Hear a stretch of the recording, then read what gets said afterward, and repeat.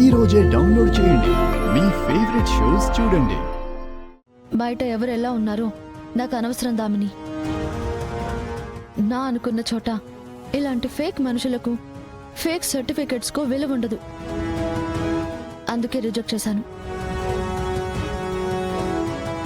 నీకు చెప్తున్నాను దామిని, దయచేసి మంజు లాంటి వాళ్ళని మన కంపెనీలోనే కాదు బయట కూడా ఎక్కడ రికమెండ్ చేయకు. కంపెనీకే ప్రమాదం.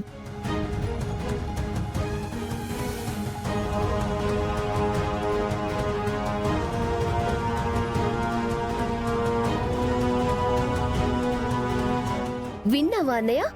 నీ భార్య పద్ధతి లేకుండా ఎలా మాట్లాడుతుందో? నీ భార్య కాదు, వదినా అనాలి. అది పద్ధతి.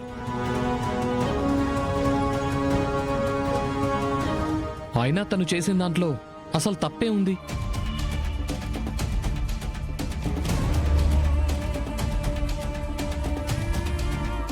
అమ్మా, చూసావా అన్నయ్య కూడా ఆవిడకి ఎలా సపోర్ట్ చేస్తున్నాడో?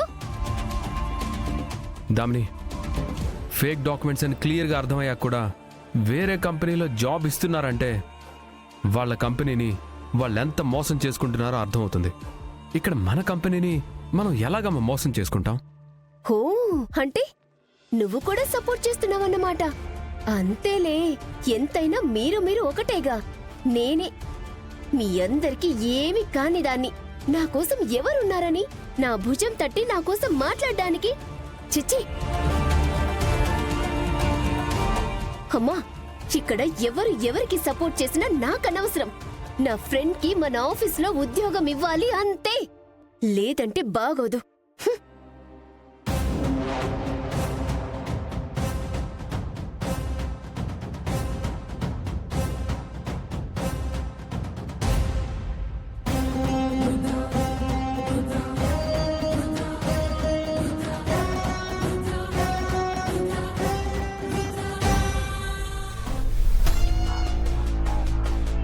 కాఫీ తీసుకో.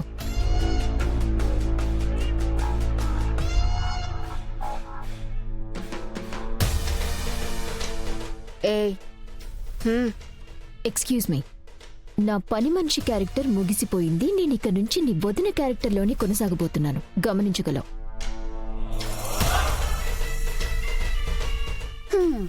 నువ్వు అనౌన్స్మెంట్ చేసినా నాకు నీలో కనబడేది పాత పని మనిషి క్యారెక్టరే. కాఫీ బాగుంది.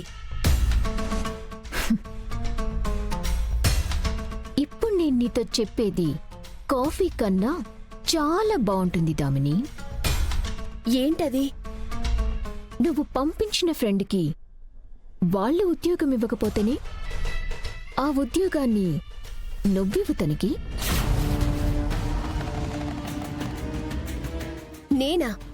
నేనెలా ఇస్తాను? ఆ కంపెనీకి ఎండి నేను కాదు కదా. నాకు ఆ రైట్ కూడా లేదు. రైట్ లేదు అని ఇలా ఏడవటం మానేసి ఆ రైట్ నువ్వెలా సంపాదించుకోవాలో థింక్ చెయ్యి. ఏం చెప్తున్నావో కరెక్ట్గా చెప్పు. కంపెనీని రెండుగా విడదీయటానికి ప్లాన్ చెయ్యి. వాళ్ళ ఫ్యామిలీ వేరు, ఇక్కడ మన ఫ్యామిలీ వేరు. ఇక్కడ మనకంటూ ప్రత్యేక హోదా, స్థాయి పిలిచి ఎవరు ఇవ్వరు. కంపెనీని రెండు ముక్కలుగా విభజించి మనని మనం పాలించుకోవటం మొదలు పెట్టాలి.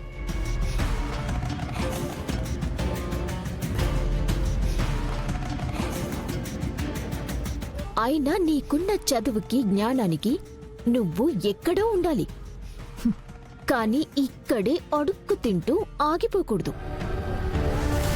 మీ అన్నయ్య సపోర్టు నాకు ఎలాగూ లేదు. నేను ఇలాగే ఆగిపోయాను దామిని. కానీ నీకు అవసరం లేదు కదా. బై బర్త్ నీకది వారసత్వంలాగే లభించింది. నువ్వేదైనా చేయటానికి ఇక్కడ ఓపెన్గా రైట్ ఉంది.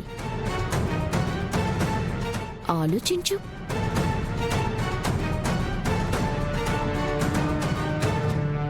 నీ దగ్గర ఉన్న ఈ కన్నింగ్ ఐడియాస్ వల్లేమో నీకిక్కడ వాల్యూ లేకుండా పోయింది.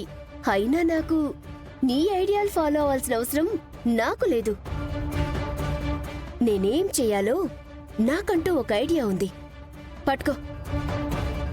మ్మ్.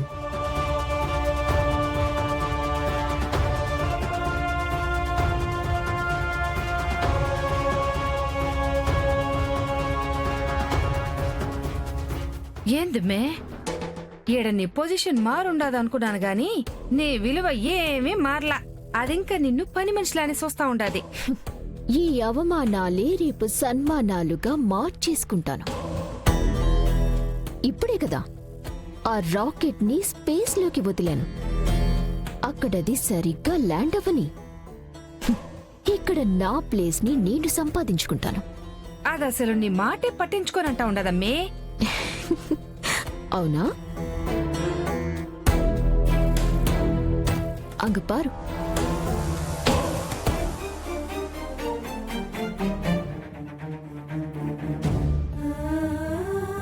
అమ్మా,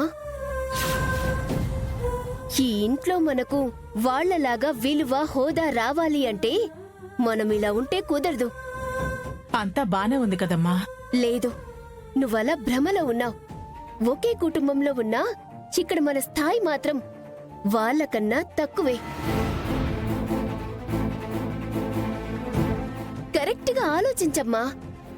ఇంట్లోనూ బిజినెస్ లోనూ ఎక్కడా మనకంటూ మొదటి స్థానమే లేదు. అన్నింటిలోనూ పిన్ని అండ్ వాళ్లే ఉన్నారు. మనమిక్కడ జస్ట్ వాళ్ళ ఫాలోవర్స్ గా మాత్రమే మిగిలిపోయాం. అలా సర్వైవ్ అయిపోతున్నాం. అందుకేనమ్మా వాళ్ళ బిజినెస్ వాళ్ళు, మన బిజినెస్ మనం చూసుకుందాం.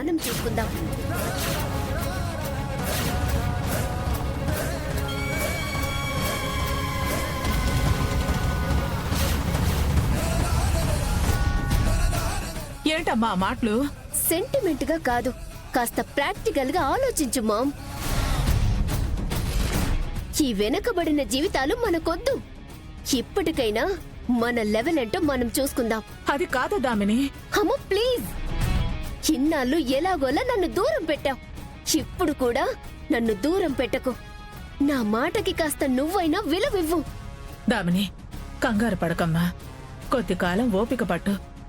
ఆలోచించి నిర్ణయం తీసుకుందాం గాని